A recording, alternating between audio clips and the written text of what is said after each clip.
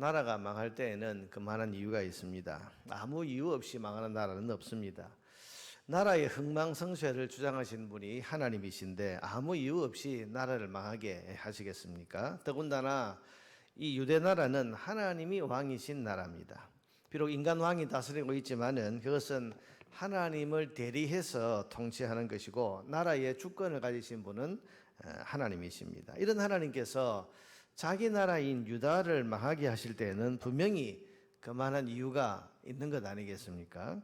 그 이유를 설명하는 것이 오늘 본문 13절입니다. 13절에 보니까 내 백성이 두 가지 악을 행하였나니 곧 그들이 생수에 근원되는 나를 버린 것과 스스로 웅덩이를 판 것인데 그것은 그 물을 가두지 못할 터진 웅덩이들이니라. 여러분, 생수의 근원이 있습니다. 계속해서 생수 근원이라는 것은 샘과 같이 계속 솟아나는 거죠. 그야말로 생수의 근원, 하나님은 생수의 근원이십니다. 삶을 살아가다가 물이 부족하면 이 생수의 근원 앞에 가면 언제든지 물을 마실 수 있는 거죠. 그런데 이스라엘 백성들은 이 생수의 근원이신 하나님을 버리고 웅덩이를 스스로 만들었다. 스스로 이런 웅덩이는 고인 물입니다. 솟아나는 게 아니죠. 잠깐 거기 고여 있는 동안에는 물을 마실 수 있지만은 그러나 가면 그 다음에 이제 계속 먹다 보면 마르게 되는 게 웅덩이인데, 근데 그 웅덩이조차도 오늘 본문에 보니까 하나님 뭐라고 그러셨습니까? 웅덩이를 봤지만 그 웅덩이는 물을 가두지 못하는 터진 웅덩이다. 그러니까 이건 금방 한두 모금 먹고 나면 금방 없어져 버리는, 이게 터진 웅덩이, 이게 우상을 말하고 세상의 어떤 힘과 권력을 말하는 거죠. 여러분, 살다 보면 물이 필요할 때가 있는데요, 물이 필요하다고 해서 생수의 근원이신 하나님 앞으로 나아가기를 거절하고 터진 웅덩이를 자꾸 만들어가는 겁니다. 잠깐 눈앞에 물 한 잔 마실 수 있다고 해서 그걸 쫓아가고 거기 가서 또 웅덩이를 파서 거기 또 물을 저장해서는 계속해서 자기 안전을 보장해 보려고 하지만은 터진 웅덩이니까 그건 살 길이 아니죠. 이스라엘 백성이 이런 어리석은 짓을 하고 있다. 이런 복의 근원, 하나님은 복의 근원이십니다. 모든 삶의 근원이 되십니다. 그래서 삶에 어려움이 오고 또한 궁핍이 오고 이런저런 문제들이 생길 때에는 그 복의 근원이신 하나님 앞에 가면 그 복을 얻고 은혜를 얻게 되어 있는데, 이 이스라엘 백성은 근원이 되는 하나님을 버리고 스스로 뭔가 세상의 문제들을 해결하는 그런 것들을 얻어보겠다고 웅덩이를 팠는데 그것도 터진 웅덩이다. 여러분, 생수의 근원, 생명의 근원이란 말입니다. 유다 나라의 생존이 하나님의 손에 달려있다, 그런 말이죠.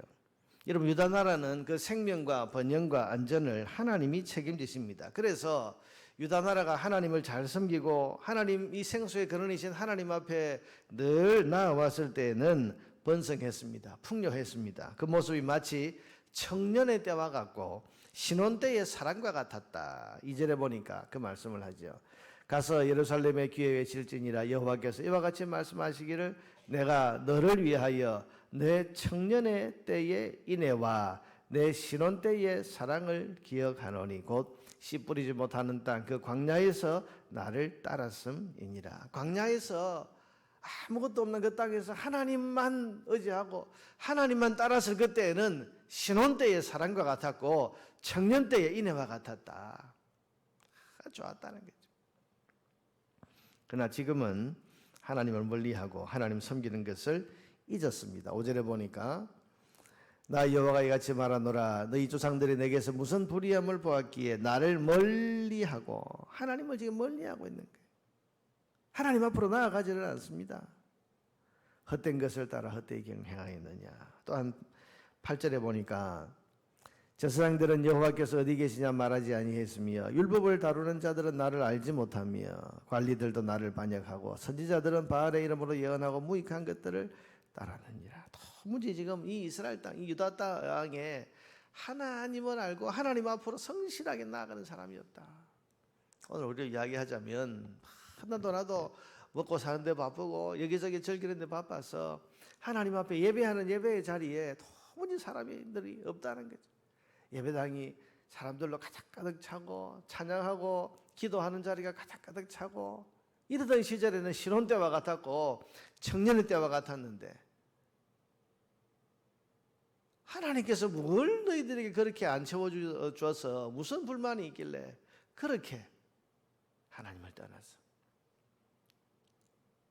하나님을 잊어버린 채로 그렇게 멀리서 스스로 웅덩이를 만들어서 거기서 즐거움을 찾고 거기서 무슨 복을 찾으면서 그렇게 하나님께서 멀리 떠나 있느냐 하신 그런 말씀입니다. 이 유대 나라의 상황이 이랬던 겁니다. 여러분, 그래서 하나님께서는 이제 싸움을 선포하십니다. 무서운 말씀이죠. 9절에 보니까 그러므로 내가 다시 싸우고 너희 자손들과도 싸우리라. 여호와의 말씀이니라. 여러분, 하나님을 생수의 근원으로 삼지 않고 적으로 삼으면 도대체 유대에 무슨 소망이겠습니까? 하나님이 은혜로 대하시는 백성이라야 이게 소망이 있는 거지. 하나님이 싸움의 대상으로 삼는 백성이 된다면 이게 얼마나 무섭고 얼마나 두렵겠습니까? 내가 너와 싸우겠다. 여러분, 이런 무서운 말이 있습니까? 내가 너와 싸우겠다. 하나님이 싸우시면 어떻게 하시겠어요? 살아남을 자가 있겠습니까? 그러니 예레미야는 이 메시지를 듣고 이런 일이 일어나지 않도록 백성들을 향해서 하나님이 지금 싸우려고 하신다. 우리를 향해서 싸움의 대상으로 삼으려고 하신다. 그러니 지금이라도 회개해라. 지금이라도 하나님 앞으로 나오고 지금이라도 하나님을 찾으라. 그렇게 눈물로 호소하는 겁니다. 여러분, 예레미야서는 우리가 지금 읽고 있는 예레미야서는 지금 하나님께서 이렇게 유다 나라와 싸우시겠다고 하는 말씀을 듣고서 이런 일을 막아야 되겠다고 하는 생각에서 예레미야가 자기 백성을 향해서 울면서 통곡하면서 호소하고 있는 메시지가 이 예레미야서입니다. 하나님이 싸우시겠다 그러는데 그 이야기를 들었는데 여러분, 가만히 있을 선지자가 누가 있겠습니까? 그런데도 백성들은 이런 무서운 사실을 모르고 아직이 아니죠. 여전히 바알 앞에 가서 절하고 있고 하나님 앞에는 관심도 없고, 그러니 이 상황에서 안타까워서 눈물을 흘릴 수밖에 없어요. 그래서 우리가 예레미야를 눈물의 선지자라고 부르잖아요. 이 사람이 마음이 약해서 눈물의 선지자가 아니고요. 지금 피를 토하는 심정으로 하나님이 지금 우리나라를 대하여서 싸우겠다고 하시는 이 엄청난 선언을 받고서 이 사람들아 빨리 돌아오라, 회개하라, 하나님 앞으로 왜 나오지 않느냐, 눈물로 호소하고 있는 것이 이 예레미야서인 것입니다. 사랑하는 여러분, 나중에 예레미야서를 보다 보면 그런 부분들이 많이 나와요. 평안하다, 평안하다 그렇게 외치는 게 이게 얼마나 무서운 일인지. 아무 일도 안 일어나는데 이렇게 좀 산다고 해서 뭐가 문제냐, 이렇게 말하는 게 제일 무서운 거라는 건데요. 오늘의 본문의 이 말씀을 보면서 우리는 스스로 한번 물어봐야 할 것입니다.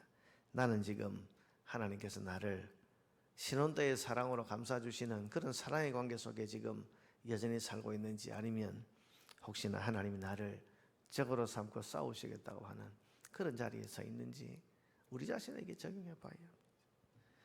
하나님이 나와 싸우시겠다고 한다면 우리는 소망이 없습니다.